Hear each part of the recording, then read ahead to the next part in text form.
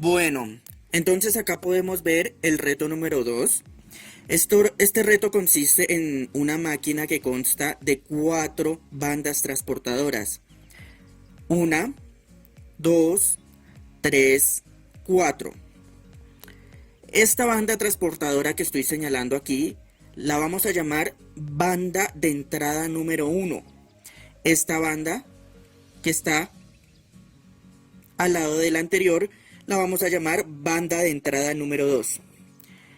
Esta banda que está aquí la llamamos simplemente banda 1 y esta otra la llamamos banda 2. Por lo tanto, ya podemos ver que este costado de la máquina podemos llamarlo como el costado 1. Así que cuando nos refiramos al sensor 1, al pusher 1, al objeto 1, banda 1, entonces todo lo que tenga 1 vamos a estar refiriéndonos a este costado de la máquina. Y todo lo que termine con el número 2 vamos a estarnos refiriendo a este costado, a este otro costado de la máquina. Bueno, ¿qué más observamos aquí? Aquí podemos observar estos dos objetos de naturaleza neumática que empujan a estos objetos prismáticos. Esos objetos que empujan los vamos a llamar entonces pusher 1, que es este que está acá, y pusher 2, que es este que está acá. Asimismo, como podemos ver, hay unos objetos prismáticos que pueden presentarse en dos diferentes colores, verde y azul. Acá también podemos ver este sensor, lo llamamos el sensor visual número 1. Este sensor detecta de qué color es cada uno de los objetos. Lo mismo el sensor visual número 2, pero en el costado número 2 de la máquina. Asimismo tenemos estos otros dos sensores ubicados en la parte intermedia entre las bandas de entrada y las otras bandas.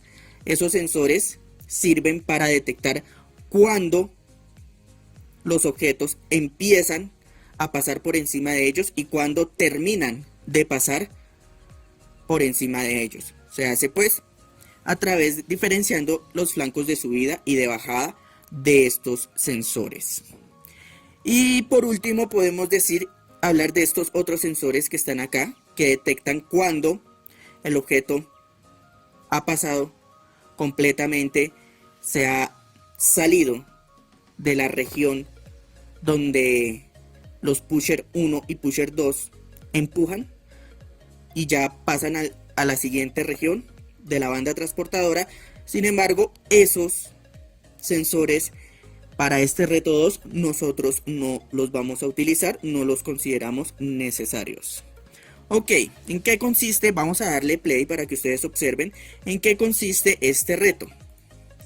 Este reto consiste, como podemos observar, en una máquina que garantiza que por el costado 2 al final solo vamos a tener objetos verdes y por el costado 1 solo vamos a tener objetos azules. Como podemos observar, en las bandas de entrada los colores son aleatorios, pero en las otras bandas ya tienen que estar separados, unos en el costado 1 los objetos azules, en el costado verde los objetos, en el costado 2 los objetos verdes. Y pues ese es el reto. Se observa la arquitectura de comunicaciones, la cual integra Google Assistant, Node-RED, un pack Allen Bradley y una interfaz de simulación Factory.io para realizar operaciones de control y automatización. En el núcleo tenemos un pack Allen Bradley que actúa como el controlador de automatización programable principal. Este dispositivo se encarga de la lógica de control y por ende de la operación de actuadores físicos y virtuales. Los actuadores físicos son un motor trifásico y unos cilindros hidráulicos, mientras que los virtuales corresponden a los pushers y la banda transportadora de la simulación de Factory.io.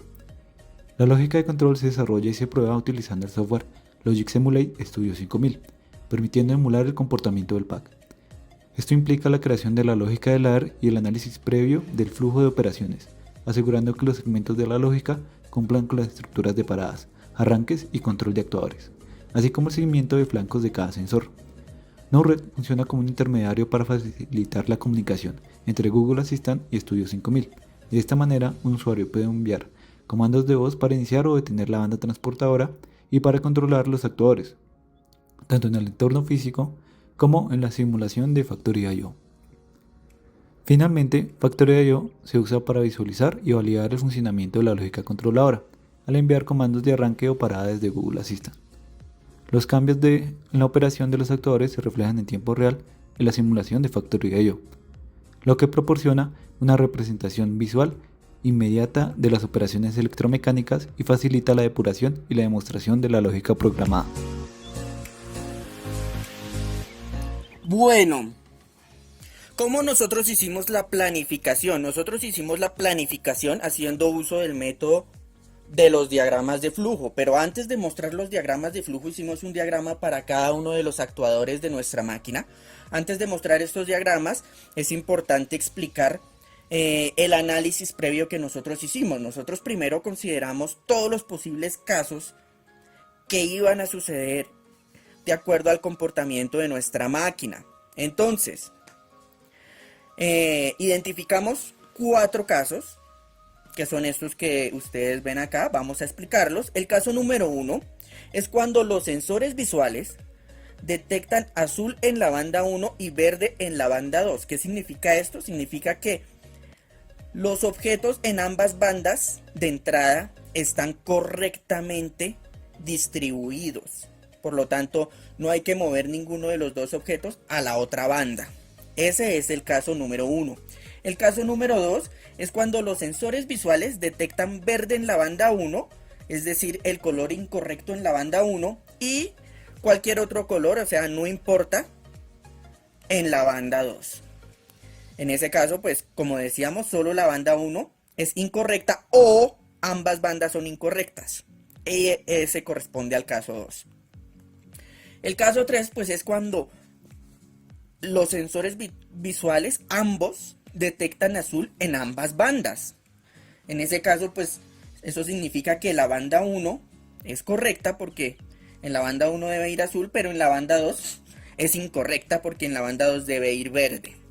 Y el último caso, el cuarto caso, nosotros lo llamamos ningún caso, y es cuando al menos uno de los dos sensores visuales no detecta ningún objeto. Ahora sí, entonces, primero que todo, pues vamos a explicar el diagrama de flujo para determinar cada uno de estos casos. Primero que todo, tenemos aquí esta parte de arriba, pues corresponde simplemente al diagrama de el arranque y parada de la máquina. Después de eso, entonces, lo primero que nos preguntamos es si el sensor visual 1 detecta objeto. Si no detecta objeto, pues activamos el cuarto caso, que es no activar ningún caso.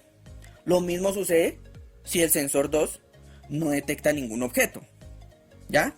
Entonces, para pasar a la siguiente pregunta, es necesario que ambos sensores detecten la presencia de objeto. Una vez que se detecta que ambos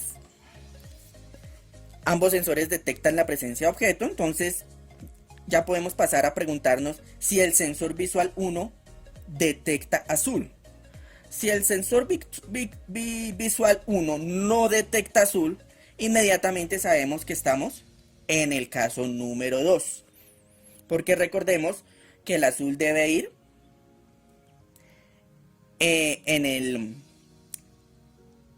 la banda 1. Por lo tanto, si no detecta azul en la banda 1 es porque es incorrecto en la banda 1. Y si es incorrecto en la banda 1, entonces, como lo vemos acá, estamos en el caso número 2. Listo. ¿Qué pasa si sí detecta azul en la banda? El sensor visual detecta azul en la banda 1. Bueno, pues pasamos a preguntarnos si el sensor visual 2 detecta verde en la banda 2. Si no detecta verde, ¿qué significa eso? Pues significa que este es azul, la banda 1 es azul y la banda 2 es azul también, porque no está detectando verde. Por lo tanto, está detectando azul. Entonces, ambas son azules, por lo tanto, estamos en el caso 3, como lo podemos ver acá.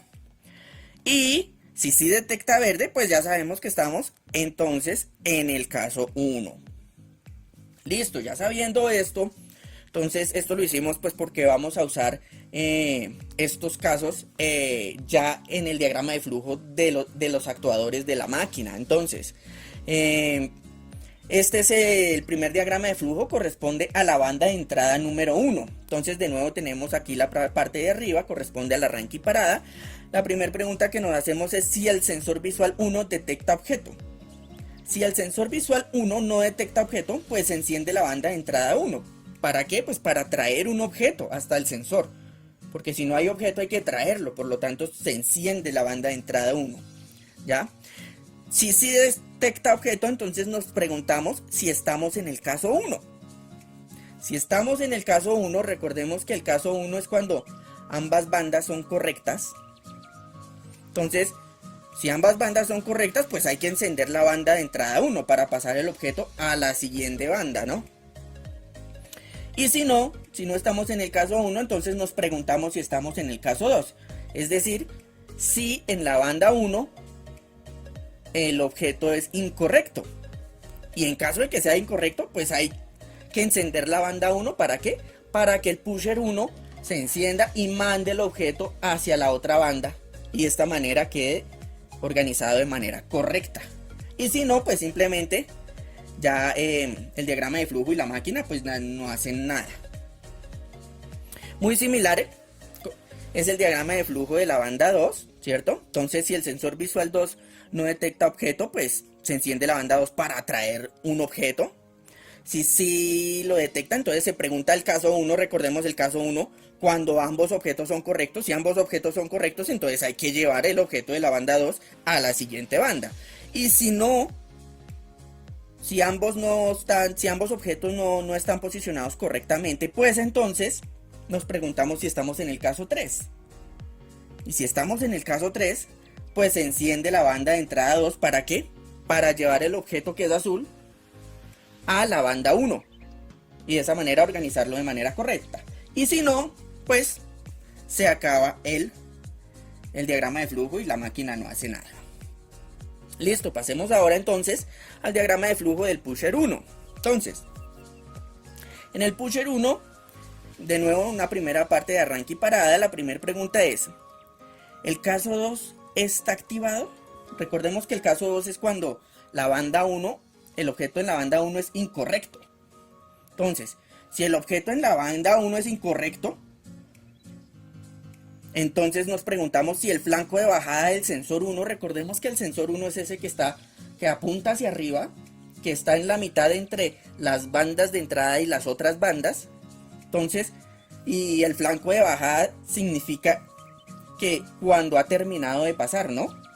El flanco de subida es cuando empieza a pasar por encima del sensor y el flanco de bajada cuando ha terminado de pasar por el sensor. Entonces, acá estamos preguntando, ¿el objeto ha terminado de pasar por ese sensor? Entonces, sí, es porque ya está posicionado justo al frente del pusher. Y en ese caso entonces desplegamos completamente el pusher e inmediatamente después lo replegamos, ¿ya? Y bueno, y en caso pues de que el caso 2 no esté activado, pues no hay necesidad de activar el pusher, por lo tanto la máquina no hace nada.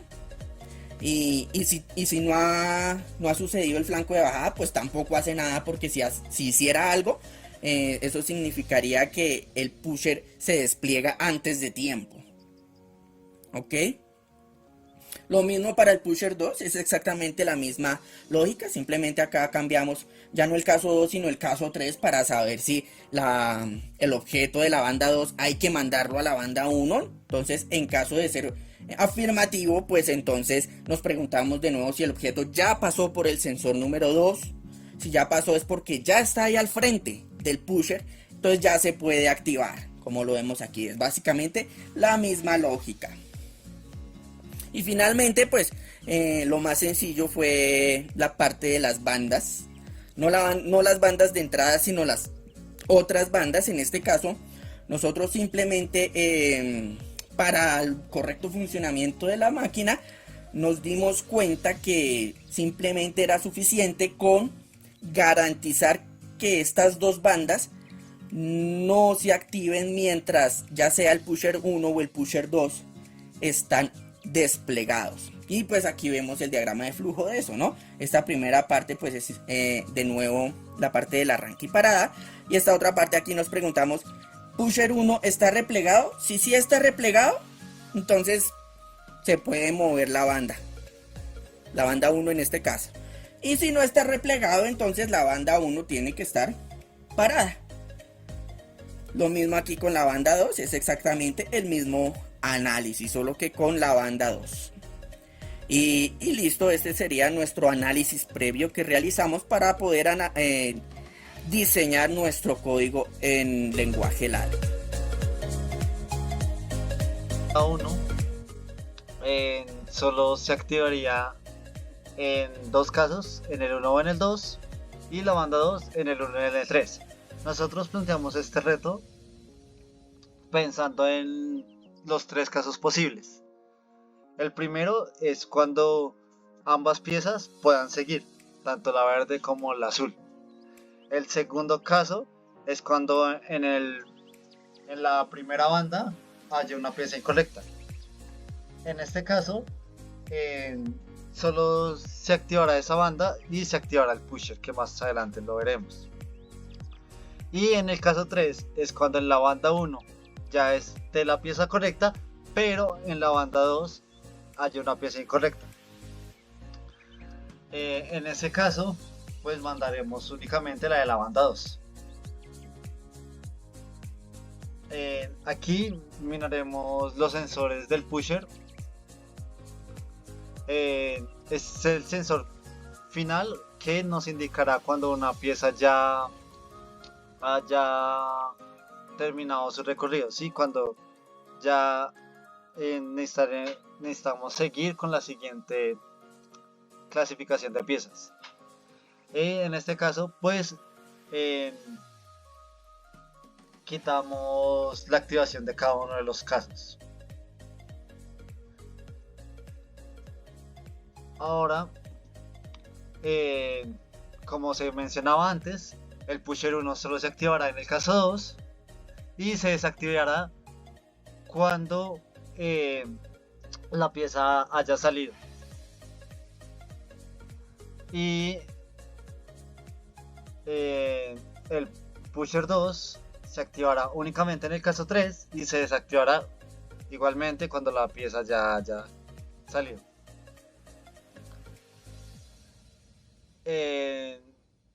Nosotros usamos este sensor de cambio de banda, el cual es el que está entre las dos bandas y lo usamos en flanco de bajada. ¿Para qué?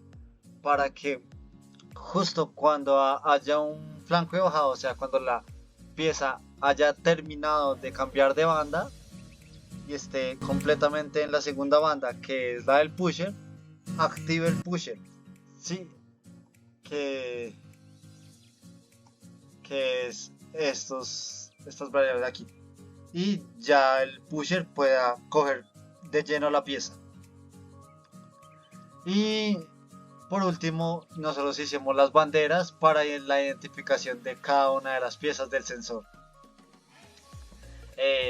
Si el sector detectaba que la pieza era verde o si era azul, igual con la otra banda. Y por último, detectamos si el sensor no detectaba que viera ninguna pieza. Esto sería todo para el código. Bueno, ahora mostraremos la implementación del código en Factorio conectado por Logic Simulator. Entonces ya hicimos la descarga del PLC y aquí está el Factorio. Entonces le damos aquí en el botón verde para iniciar la secuencia y ahí, como podemos observar, la pieza azul está en la banda incorrecta y hace el respectivo separamiento. Ahí para la banda para que pueda hacer el cambio y separar correctamente las piezas.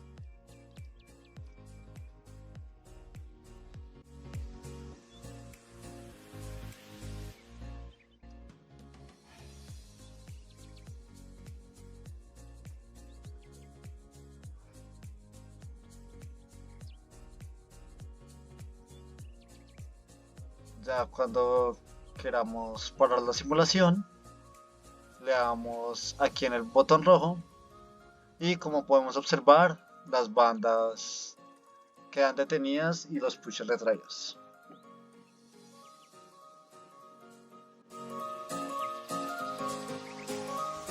Bueno, finalmente acá mencionamos algunas conclusiones. La primera de ellas es que la incorporación de la emulación a través de Studio 5000 Logix Emulate subraya la importancia de las prácticas seguras y eficientes en el desarrollo y la prueba de sistemas de control automatizados. Asimismo, pues al permitir esta simulación detallada de la lógica de control del PLC antes de su implementación física, se contribuye significativamente a la reducción de errores y a la optimización de los procesos de producción. Y por último, pues que para poder realizar esta práctica haciendo uso de controladores simulados, pues requerimos de un protocolo especial de comunicación como lo puede ser OPC. Bueno, estas conclusiones, como vemos, pues están enfocadas bastante al Logix Emulate, a la parte emulada, pues ya que este es el primer reto en el que tenemos que hacer uso de ello, dada pues las condiciones actuales de anormalidad académica. Bueno, muchas gracias a todos por su atención.